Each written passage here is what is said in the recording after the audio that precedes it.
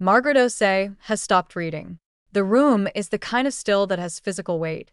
Victor Caldwell is sitting across the table from me, and for the first time in 29 years, he has nothing to say. Lieutenant General Raymond T. Brock, United States Army, is standing in the corner of this law office in full dress uniform. He has been here the entire time. No one knew he was coming. Now he steps forward. He looks directly at me. And then he does something I have no words for yet. Major General Arthur William Caldwell, United States Army, retired, died on a Tuesday in October. He was 81 years old. He died in his study, in his reading chair, with his glasses on and a copy of a biography of Eisenhower open across his knee. Rosa Martinez, his housekeeper of 22 years, found him at 7 in the morning. She told me he looked peaceful. She said he looked like a man who had decided it was time and simply done it. I learned about his death through a text message. One line. No puntuación. Father passed this morning. The service is Friday. That was all. Victor had my number because his father had made sure of it. He had never used it for anything other than logistics, the general's schedule, whether I'd be bringing the car, whether I'd confirmed a dinner reservation. This was the first time he had used it to tell me something that mattered. That I sat with that text for a long time, that I had served Major General Caldwell for 12 years. First as his personal military aide when he was still on active duty, and then in the role the family described, with varying degrees of contempt, as father's man. His driver sometimes. His reader when his eyes gave him trouble in the last few years. The person who knew where his medications were, which calls he wanted screened, which mornings required silence, and which ones he wanted the radio on low. I was not his family. I was also not nothing. He had made that clear in the way he made most things clear, not through declaration, but through sustained, quiet behavior over many years. He called me by my first name. He remembered my mother's birthday, without being reminded. When I had a difficult year, a divorce, a medical scare, about 4 months when I was not fully myself, he said nothing about it directly. He simply adjusted. He gave me more mornings at the house. He made the coffee himself those days. He asked about small things, unremarkable things, until the important thing passed. He never announced what he was doing. He just did it. Victor never called me by my first name. In 12 years, I cannot recall a single instance. I was the aide or father's man, or, on 2 occasions I can locate with precise clarity, the orderly. He said it the way a man says a word he has decided is accurate, something whose position in the world has been assessed and settled, something that doesn't require further thought. The funeral was held at Fort Myer Chapel in Arlington, Virginia. I wore my old dress uniform. It still fit, barely. I stood in the 3rd row, near the aisle. Victor stood at the front. He gave a eulogy that was correct and composed and said all the right things and felt, from where I was standing, like a document that had been carefully formatted and properly approved. There was nothing wrong with it. There was also nothing in it that surprised me. 3 days after the service, I received a certified letter from the law offices of O'Say and Crane. It informed me that I had been named in Major General Caldwell's estate and requested my presence at the formal reading of the will on the 14th. Inside the envelope, beneath the official letter, was a second piece of paper. A single handwritten note on the general's personal stationery. 5 words in his precise, slanted hand, "Be there." Wait for the end. I read those 5 words 9 times. Then I folded them back into the envelope, put the envelope in my jacket pocket, and began trying to understand what they meant. I went to the general's house the following Saturday. The estate was being inventoried. Victor had arranged for an appraisal firm the following week, and Rosa was working through the rooms with quiet, careful grief, wrapping breakables in paper and labeling each box in her steady handwriting. She let me in without a word. She simply held the door open, nodded once, and I followed her through the front hall to the study. The study was the room that felt most like him. Dark wood bookshelves from floor to ceiling, a brass desk lamp he'd kept since before I knew him, a smell of old paper and pipe tobacco that had soaked years ago into the curtains and the rug and the walls and never left, the way certain presences don't leave. He hadn't smoked in 15 years. The smell stayed anyway, permanent, like the trace of a language you once lived inside. I moved slowly through the room. I wasn't looking for anything specific. I touched the spines of books. I straightened things that didn't need straightening. I opened a desk drawer and closed it again. And then, on the lower shelf beside his desk, half hidden behind a row of military histories, I found it a small wooden box. Walnut, I think. 6 inches long, 3 inches wide. A small brass keyhole on the front. No latch. No label. The key was not there. I picked the box up carefully. It was heavier than its size suggested, not solid, but something inside it was not moving freely, something settled and dense. I tilted it slowly and felt the weight shift. I set it back down and stood looking at it. Rosa appeared in the doorway behind me. "Do you know what's in this?" I asked her. She looked at the box for a long moment. No, she said. But I can tell you he kept it in front of everything else on that shelf. Not tucked behind. In front, like something he wanted to be able to reach. I asked if she'd found a key anywhere in the room. She said she hadn't. Not yet. I took a photograph with my phone and left the box where it was. I called Margaret Osei the following Monday morning. She was professional in the careful way that estate attorneys are professional, measured, precise, committed to the exact contour of what she was and was not permitted to say. She confirmed that I was named in the estate. She confirmed the reading was on the 14th. She said my presence was required for a specific portion of the proceedings and that I should plan to be there for the duration of the reading, not just a portion of it. I asked her directly about the final page. To pause. I'm not in a position to discuss the contents of any document before the formal reading. That's standard practice. I'm not asking for the contents, I said. I'm asking whether there is a final page. A separate document, sealed, added to the will after the original was executed. A shorter pause this time. There is a sealed addendum, she said. It was executed and witnessed approximately 6 months before the general's passing. I cannot tell you what it contains or who it involves. Was he specific about who needed to be present when it was read?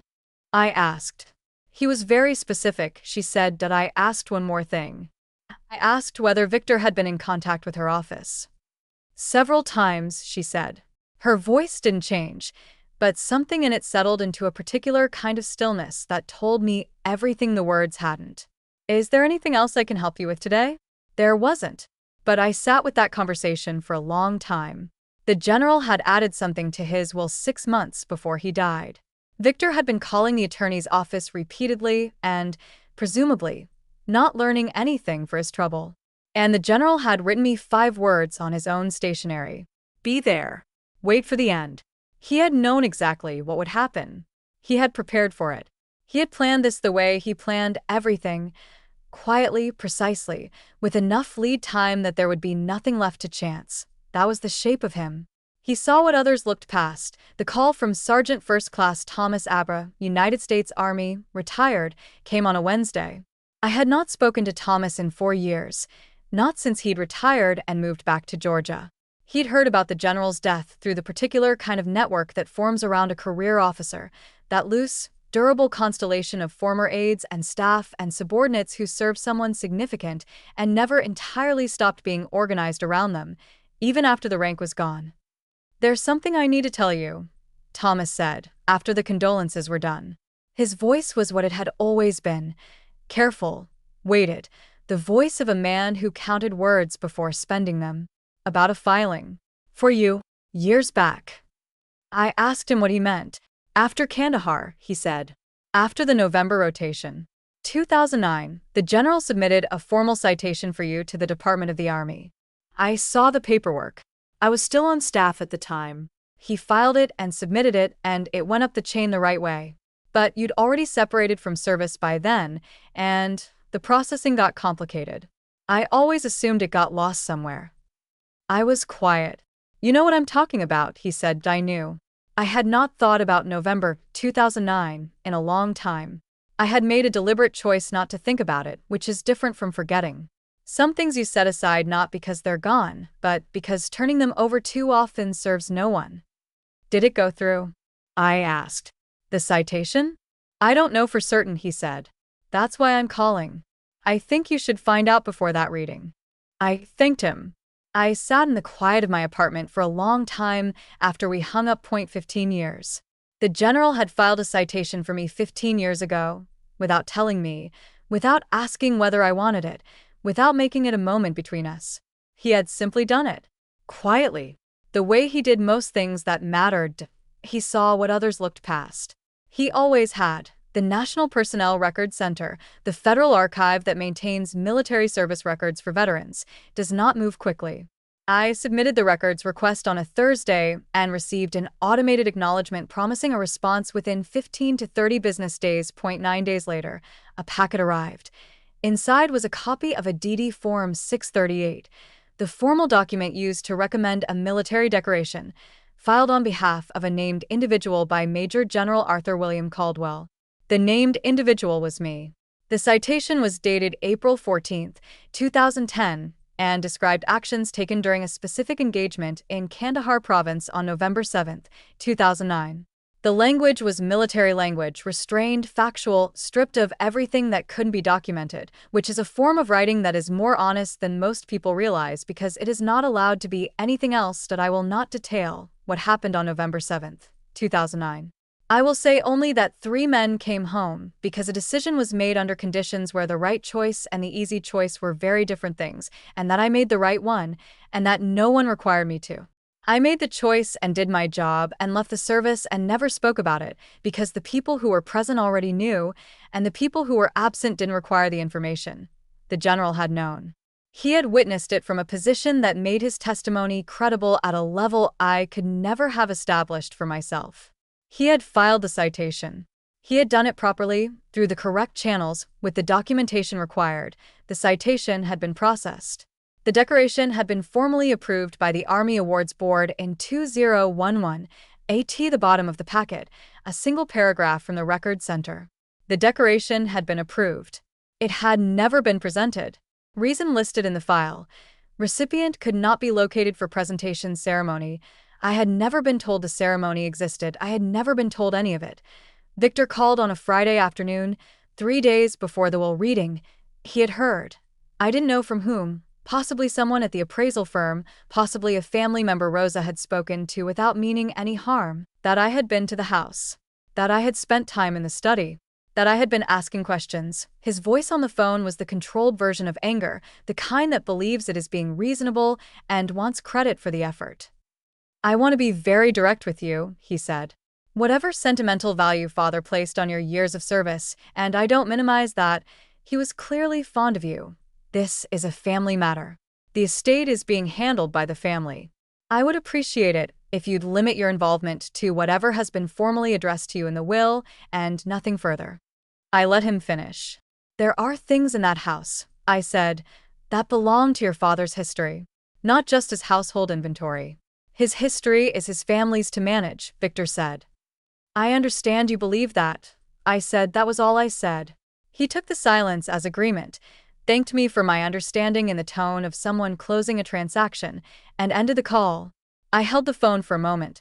Then I drove back to the general's house. Rosa was at the door before I knocked. She was holding something in her right hand, a small key on a plain steel ring, the kind that looks like it has never been on any keychain, the kind that was kept separate on purpose. He told me, she said, before I could speak. 3 or 4 months ago. He called me into the study and he said, Rosa, if I'm not here to give this to him myself, you make sure it gets to him. He meant you. I've been waiting for you to ask. The key fit the walnut box. I opened it at Rosa's kitchen table, with her standing across from me, hands folded, watching. Inside, a medal. A folded ribbon, deep blue with a gold border. Beneath the medal, wrapped in a small square of white cotton cloth, a challenge coin.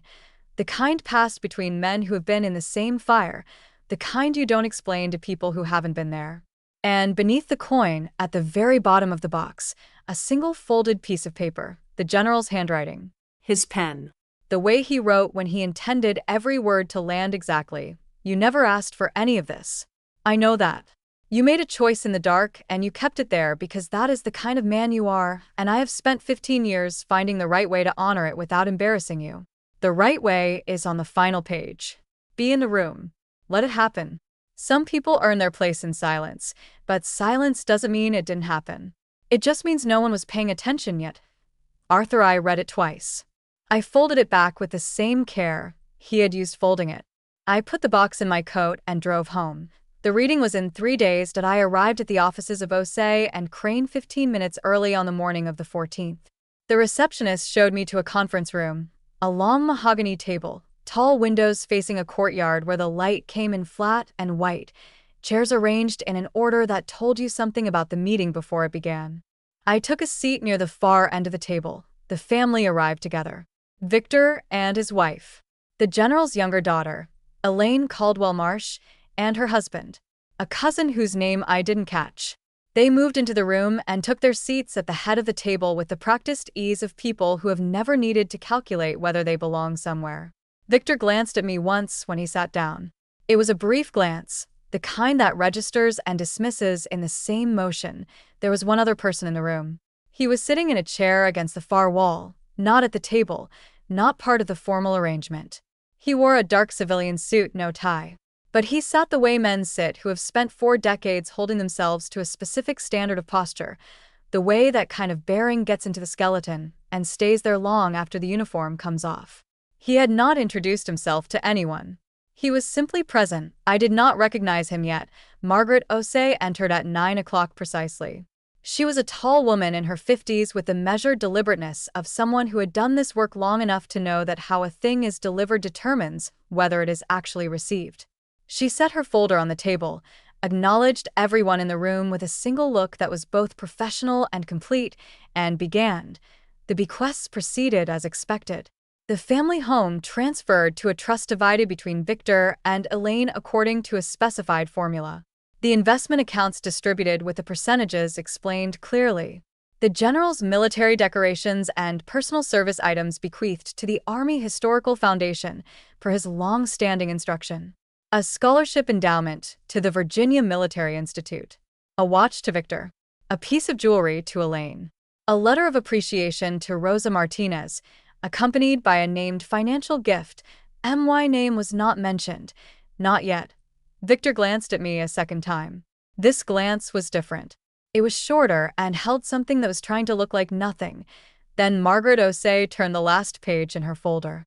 There is one additional document, she said, executed as a sealed addendum to the will, 6 months prior to the testator's passing, to be read in full in the presence of all designated parties. She paused. She looked up, not at Victor, not at Elaine. She looked at the man in the chair against the far wall. He gave a single nod. She began to read. The letter was addressed to the general's family. But it was written about Meade. He had composed it the previous spring, when his handwriting was still steady. Margaret read it in a voice that was measured and unhurried, and the room did not move. He wrote that on 2 separate occasions over 15 years he had attempted to correct a military record that required correcting, and that both times I had discouraged him. Not out of false modesty, he said. He was careful to say that, to draw the distinction precisely, but because I genuinely believed the work had been its own justification, and that recognition was a separate matter that did not require his advocacy on my behalf. He wrote that he had respected that position for a long time. And then, with the particular clarity that arrives when time has become finite, he had decided he would not respect it any longer. He had filed a final formal endorsement with the Department of the Army. He had contacted Lieutenant General Raymond T. Brock, United States Army, the man in the chair against the wall, whom I now recognized, whom I had not seen in 11 years, and asked him to serve as the formal convening authority for the action that would follow. He had asked that it happen in this room, at this reading, in front of his family, for a specific reason he stated plainly. He wrote, "This man served this army and this family with a quality of loyalty that most people will never be asked to demonstrate. He was never the help. He was never the orderly. He was never anything less than anyone in this room." I should have said that plainly when I had the opportunity. I did not. Consider this my correction of the record. Margaret Osei stopped reading. Lieutenant General Brock rose from his chair. He reached into the interior pocket of his suit jacket and removed a small black leather case. He walked to where I was sitting. He placed the case on the table in front of me and opened it. Inside was the medal, the same one that had been in the walnut box, the one Rosa had kept, the one the general had been holding on my behalf for 15 years. General Brock said, "This decoration was approved in 2011. It should have been presented in 2011. That failure is on the institution, not on you. I am sorry for the time it took. He extended his hand. I shook it. Then he came to attention. In a law office, in a dark suit, with no ceremony prepared and no audience arranged. He came to attention and he saluted me. I heard Victor exhale. One short breath, barely audible, the sound of something releasing. I stood. I returned the salute. General Brock said, "The record is corrected. The Army thanks you for your service." Victor was looking at the table. His hands were flat against the surface. His wife was very still beside him. Elaine had one hand raised to her mouth. The room held everything it was holding for a long time without anyone moving. I stayed in the conference room after the others began to leave. Margaret Osei gathered the copies of the relevant documents, the original citation, the formal endorsement, the sealed addendum, and slid them across the table to me in a neat stack. She shook my hand and held it for a moment before releasing it. "He was very deliberate about everything," she said. "About the timing, about who was in the room, about the order of the reading." She paused. "He was very deliberate about you." I thanked her. I put the documents in my jacket and picked up the leather case with the metal inside. I held it for a moment before putting it in my pocket. It was lighter than I expected. Lighter than the walnut box it had come from. Lighter than 15 years of not knowing it existed. Victor was in the lobby. I had not expected that. He was standing near the front door with his wife a half step behind him, and when he saw me coming he drew himself up in a way that looked like it cost him something measurable. I walked toward him because the door was in that direction, and because there was no other direction to walk. "I didn't know," he said. I looked at him. "I know you didn't," I said. "About any of it." Kandahar. "The citation." "None of it." He stopped. His voice had shed the management it usually carried, and what was beneath it was smaller and less certain and, for that reason, more real. "Father didn't say." "He never said." "No," I said. "He wouldn't." Victor was quiet. He seemed to be searching for some form of words that could span the distance between where he had stood for 29 years and where he was standing now, and finding that no such bridge existed in language. "The orderly," he said. He said it toward the floor, not toward me. "I used that word." "You did," I said. "I shouldn't have used it." It was not an apology in the full sense. It was a man arriving at a fact he had decided he could no longer pretend he hadn't said. I had spent 12 years beside a general who knew the difference between a real acknowledgement and a performance of one, and I knew it too. I told him it was all right. He looked up at me then. "Is it?" he asked. Not rhetorically. Carefully. He actually wanted an honest answer. "Not entirely," I said. "But your father wanted both of us in that room today. I think he wanted us both to walk out of it differently than we walked in." Victor nodded. Once. Slowly. His wife touched his arm. They left. I sat in my car in the parking garage for a long time without turning the key. Rosa called while I was sitting there. She'd heard from Elaine that the reading had gone the way the general had intended it to go. She asked how I was. I told her I was all right. She said, "He talked about you more than any of them knew. He talked about you the way people talk about someone who made things possible for them, not the other way around." I didn't trust my voice for a moment. I thanked her. "There's one more thing," she said. "Before you left the house the last time, he set something on the kitchen counter. He told me it was for you. A bottle of the scotch he kept for good days, the one he never opened for just anything. He told me to give it to you and to tell you exactly this. Tell him it was always his. He just didn't know it yet." I drove to the house. Rosa handed me the bottle. I carried it home. I put it on the shelf in my front room where I can see it when I walk through the door. I have not opened it yet. Some things you hold for a while before you're ready to use them. I have been thinking about what it means to be seen, not recognized. Not formally honored. Seen. Those are different things, and they operate on different timelines, and the confusion between them is the source of a great deal of unnecessary suffering in a life. Victor Caldwell spent 29 years not seeing me. He was not unusual in that. I had worked for years in rooms where people looked past me or through me, people who had measured my position in a hierarchy and concluded that the measurement was the whole of the story. I don't carry that as a wound. It is simply a fact, the kind of fact you learn to hold without letting it organize everything else around it. But Major General Caldwell saw me. From the very beginning. From the first morning I drove him to a briefing and anticipated a need he hadn't expressed yet, he saw. And he continued to see through 12 years and every difficult season and every ordinary day, without announcing what he was doing and without asking for anything in exchange. That is not a common quality. That is, in fact, a rarer quality than most of the qualities we celebrate publicly. That is the kind of loyalty that doesn't announce itself. It simply continues that I have spent months since that October Tuesday asking myself why he never told me about the citation. Why he let 15 years go by without saying, "I filed something for you. I wanted you to be recognized." The answer I keep returning to is the one I knew before I started asking. Because he understood me well enough to know that I would have asked him not to pursue it.